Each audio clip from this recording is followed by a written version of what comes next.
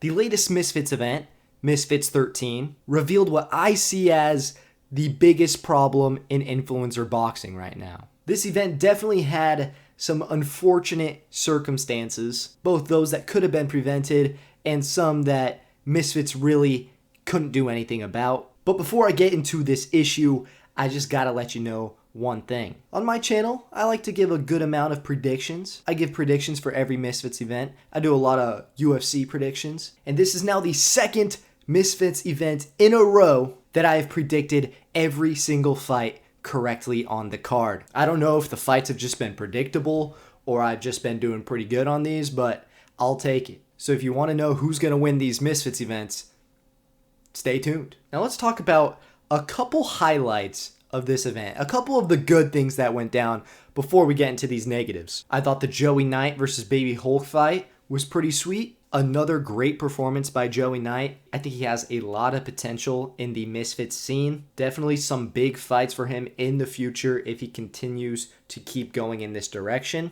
We also had the return of Taylor Holder. I thought that the ring rust was definitely apparent in this fight. He did not make it as easy as a lot of people thought it was going to be, including myself. I definitely thought he was going to have a cleaner performance. But you got to remember, it was on 5 days' notice. That is going to have a big impact. And if Misfits is able to get the Taylor Holder versus Bryce Hall fight on their platform, that is going to be a big win for them. I know there's been communication of wanting to do it bare knuckle, maybe somewhere else other than Misfits, so I guess we'll have to wait and see for that one. Let's see, what else?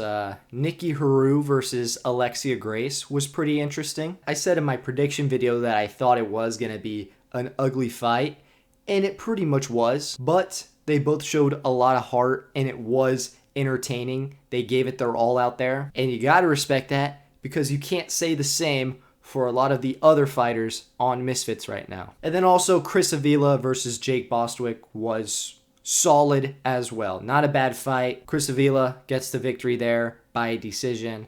That's what I was thinking. The fight pretty much went as I thought. Chris Avila kind of has an awkward style. It's a little difficult to figure out if you're not an experienced boxer. Jake Bostwick just really couldn't get much going, but he never gave up and he kept it pushing. Solid fight. And now for a little bit of negatives, you could say. Not exactly a result prediction, but one thing I said in my prediction video for this was that Vitaly versus Modine was going to be an extremely ugly fight. One of the ugliest we would probably see on the platform.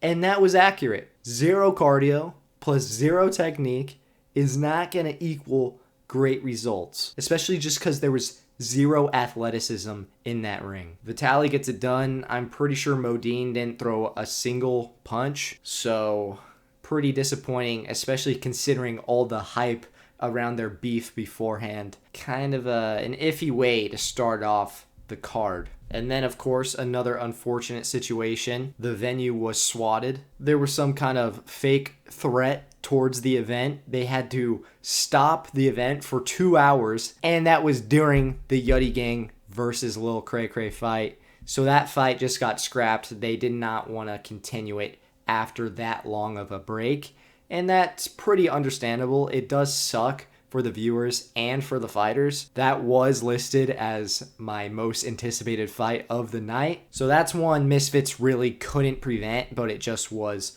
unfortunate because of how long it took for the event to get going again. And then we had the biggest issue of the night, which was the disaster of a main event we got. I was not a fan of Evil Hero and Most Wanted being in the main event at all, really. I didn't really think they've done enough to earn that opportunity, and I didn't think they were on the same level with Fox the G to make it an interesting fight. I get that it was being more sold on Fox the G's name and the idea of a 2 versus 1 fight concept, but I think if you knew about them going into this event, you would know that both of them really stood zero chance pretty much against Fox the G. Most Wanted, who is a beginner to this whole thing, he did have a fight on the last Misfits event where he took a loss against Joey Knight. Right before the ring walk, he just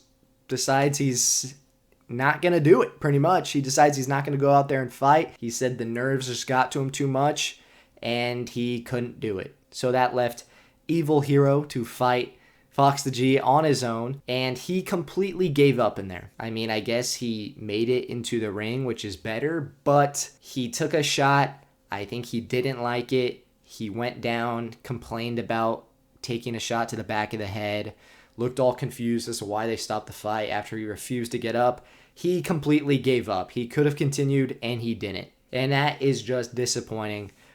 2 of the 3 main event fighters, very disappointing behavior to see. And I think that does kind of lead into what the biggest problem in influencer boxing is right now, and that's the fighters. There are so many fighters being gifted opportunities from Misfits right now.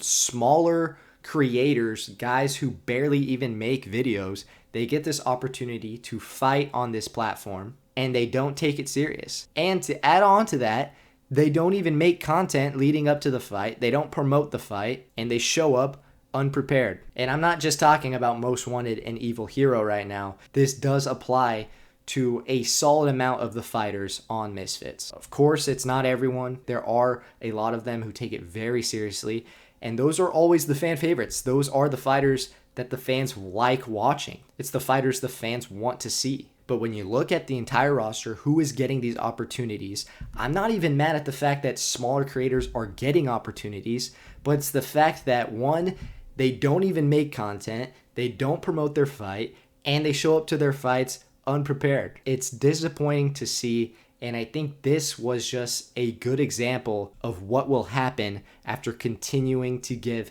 these fighters these opportunities, especially in the main event. I think the kickoffs / prelims for Misfits is a good chance to give smaller creators an opportunity to fight, to build up a name. Because I do like the fact that smaller creators get opportunities, but I just would like to see them work for these opportunities and make the most when given this opportunity. Like I said, many have done that. Many have started at a lower name and worked their way up to become a fan favorite. So it can be done, but most of the time it's not.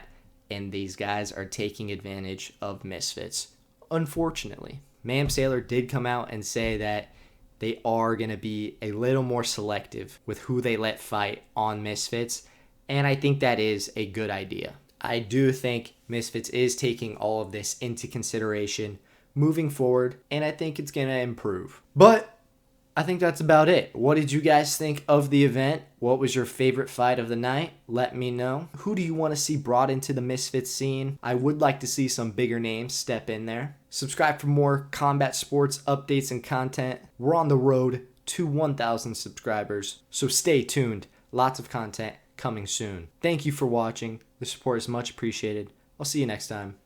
Peace.